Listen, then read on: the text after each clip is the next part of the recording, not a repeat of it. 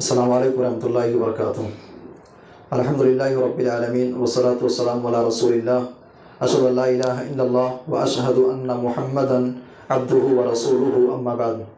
फ़अऊज़ु बिल्लाहि मिनश शैतानिर रजीम बिस्मिल्लाहिर रहमानिर रहीम। व इज़ क़ाल रब्बुका लिल मलाइकति इन्नी जाइलुन फ़िल अर्दि ख़लीफ़ा क़ालू अतजअलु फ़ीहा मन युफ़सिदु फ़ीहा व यस्फ़िकु दिमा व नहनु नुसब्बिहु बिहम्दिका व नुक़द्दिसु लक क़ाल इन्नी अअलमु मा ला तअलमून।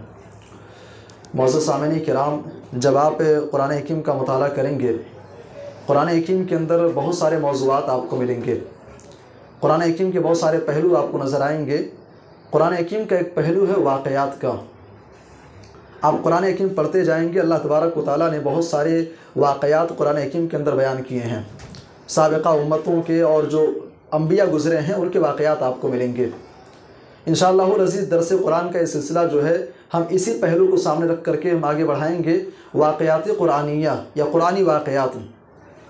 कुरान हकीम के अंदर सबसे पहला वाक़या जो आपको मिलेगा वह आदम अलैहिस्सलाम का वाक़या है। हम सब जानते हैं कि इस दुनिया की सबसे पहली हस्ती अगर कोई है, सबसे पहले इंसान कौन है? आदम अलैहिस्सलाम।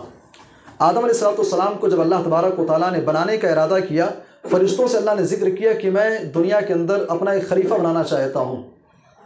फ़रिश्तों ने कहा कि अल्लाह, क्या दुनिया के अंदर तो ऐसी मखलूक पैदा करना चाहता है जो दुनिया के अंदर जा करके फितने फसाद बर्पा करेंगे? अच्छा, बहुत सारे लोग कहते हैं कि फ़रिश्तों को इंसानों से नफ़रत थी इसलिए उन्होंने ऐसी बात कही। हालांकि ये बात बेबुनियाद है, गलत है। इंसानों से पहले इस ज़मीन के ऊपर जिन्नात रहते थे। जिन्नातों ने इस दुनिया के अंदर रहते हुए ज़मीन के ऊपर उन्होंने सरकशी किया था, फितने फसाद बर्पा किए थे। फरिश्तों ने उसी मंजर को देखा था। उन्होंने सोचा कि अगर इंसानियत पैदा होगी, कहीं ऐसा ना हो कि जा करके दुनिया के अंदर ये भी फितने फसाद बर्पा करें, खून खराबा करें। अल्लाह तबारक व तआला ने फरमाया कि फरिश्तों, जो मैं जानता हूँ तुमको नहीं मालूम है। बहरहाल आदम अलैहिस्सलाम को अल्लाह ने बनाया। आदम अलैहिस्सलाम, अभी उनके अंदर रूह नहीं फूंकी गई है, मिट्टी का एक ढांचा है, अल्लाह ने बना दिया। और उसके बाद फरिश्तों को हुक्म दिया, ऐ मेरे फरिश्तों, जब मैं कहूँगा तो सारे के सारे लोग आदम को सजदा करना। आदम अलैहिस्सलाम के बॉडी के अंदर रूह फूंकी गई। आदम अलैहिस्सलाम इंसानी शक्ल में उनके अंदर हरकत पैदा हुई और अल्लाह का हुक्म पा करके सारे फरिश्तों ने सजदा किया, इल्ला इब्लीस, सिवाय इब्लीस के। इब्लीस ने सजदा करने से इनकार किया। इब्लीस को इस नाफरमानी के बदले जन्नत से निकाला गया। अल्लाह ने फरमाया कि फ़ख़्रुज मिन्हा फ़इन्नका रजीम, ऐ इब्लीस तो जन्नत से निकल जा, तो रजीम है, तो मरदूद है, तो यहाँ से निकल जा। इब्लीस को निकाल दिया गया और अल्लाह तबारक व तआला ने आदम अलैहिस्सलाम को हुक्म दिया कि आदम जन्नत के अंदर दाखिल हो जाओ, जन्नत के अंदर रहो। वक़ुल्ना या आदम उस्कुन अंता व ज़ौजुकल जन्नह, जन्नत के अंदर रहो, तुम रहो, तुम्हारी वाइफ रहे, खाओ पियो एंजॉय करो, जहाँ जाना है वहाँ जाओ, लेकिन याद रहे फला दरख्त के करीब मत जाना, इस दरख्त का फल मत खाना।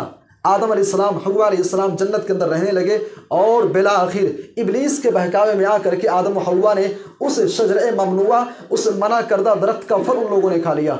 अच्छा, फिर नतीजा क्या हुआ कि आदम और हव्वा भी जन्नत से निकाले गए।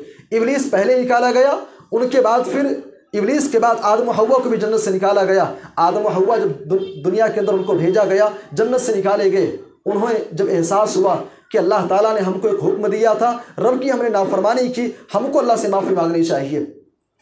आदम और हव्वा ने अल्लाह से दुआ की, अल्लाह तबारक व तआला से माफ़ी मांगी।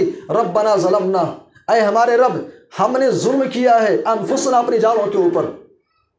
व इल्लम तग़फ़िर लना व तरहमना, ऐ अल्लाह अगर तो हमें माफ़ नहीं करेगा, हम पर रहम नहीं करेगा, लनकूनन्ना मिनल खासिरीन, ऐ अल्लाह हम खसारा उठाने वालों में से हो जाएंगे।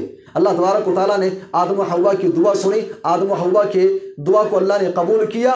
दुनिया के अंदर आदम व हव्वा चले आए, इब्लीस को भी जन्नत से निकाला गया। आदम अलैहिस्सलाम दुनिया के अंदर रह करके एक मुतअय्यना मुद्दत तक उन्होंने ज़िंदगी गुजारी, फिर उसके बाद उनकी भी वफ़ात हो गई। ये आदम अलैहिस्सलाम का एक मुख्तसर सा वाक़या है। इस वाक़े की रोशनी में एक पैगाम और एक बात मैं आपके सामने रखना चाहूँगा। भाई, आदम अलैहिस्सलाम जन्नत से क्यों निकाले गए? इब्लीस को क्यों निकाला गया? इब्लीस ने एक नाफरमानी की थी। अल्लामा इकबाल ने उसकी बड़ी अच्छी अक्कासी की थी। अल्लामा इकबाल ने कहा था कि गया इब्लीस मारा एक सजदे के ना करने से, अगर लाखों बरस सजदे में सर मारा तो क्या मारा। आदम अलैहिस्सलाम जन्नत से क्यों निकले? एक नाफरमानी हुई थी। एक गलती के बदले आदम और हव्वा को भी जन्नत से निकाल दिया गया। मेरे भाई और दोस्तों, हमारे और आपके लिए मैसेज ये, पैगाम ये है कि भाई आदम और हव्वा और इब्लीस एक गलती के बदले जन्नत से निकाले गए। हम तो भाई गलती पर गलती करते किए जा रहे हैं। हम अल्लाह की नाफरमानी पे नाफरमानी किए जा रहे हैं। किसी शायर ने बड़ा अच्छा कहा था कि बरोज़े हश्र घुस जाऊंगा बिला खौफ जन्नत में, वहां से आए थे आदम मेरे बाप का घर है। किसी ने बड़ा अच्छा जवाब भी इसका दिया, इन आमाल के जरिए जन्नत का तलबगार है क्या, वहां से निकाले गए आदम तेरी औकात है क्या। आदम ने एक ही गलती की जन्नत से निकाले गए।